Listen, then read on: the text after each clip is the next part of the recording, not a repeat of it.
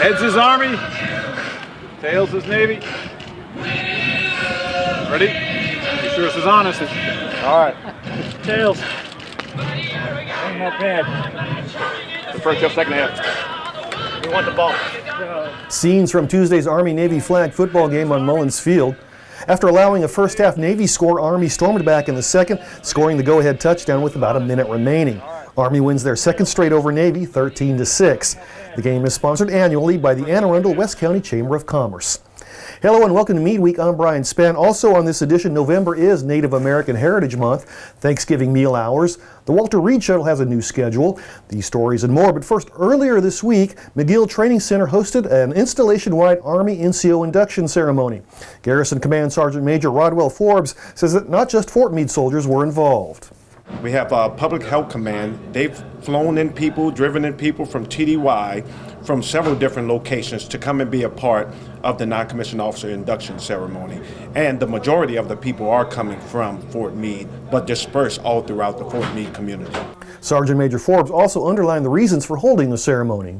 When they walk through the arches along with the sabers, that is showing, the people in the public that these are the ones that you can turn to in times of need, in times of despair, in times of question marks that you have.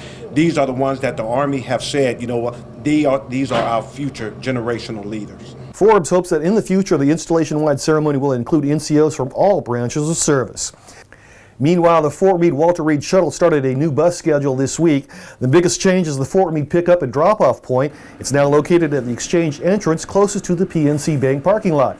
Shuttles depart Fort Meade at 6, 8, and 10 in the morning and at 2, 4, and 6 p.m. in the afternoon. Contact Kimbrough Ambulatory Care Center for more information. In other news, November is Native American Heritage Month. This year's observance was hosted by 1st Army Division East and featured guest speaker Dr. Dennis Seymour, who among his many endeavors serves on the Maryland Commission on Indian Affairs. His address, titled American Genocide, focused on the regrettable history of Native American persecution and forced removal from native lands. However, he closed his presentation with a more hopeful thought. So as we try to put history together, this kind of puts it in context. Saniana, the one that said we must be aware of history or we'll have to relive it, as I wasn't there. I present the things as best I can from research and find that there's still hope. We're still here. We're still here in strong numbers. According to the 2010 census, Maryland alone, 58,000 Indians. In 2000, there were 39,000 declared Indians in Maryland. So things are getting better. We did see a trend for the longest time where our Indian kids were not recognizing and were not declaring because there was still some stigma about being Native American. Elsewhere, next Thursday is Thanksgiving. As always, Club Meade and the Freedom Inn Dining Facility are busy preparing the big holiday meal. The Freedom Inn service is from 11 to 2 for DoD ID card holders. There's also a dinner service for service members only from 3 to 4:30 p.m.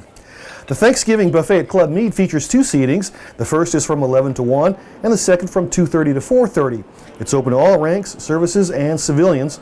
Reservations are suggested. For more information, call 301-677-6969.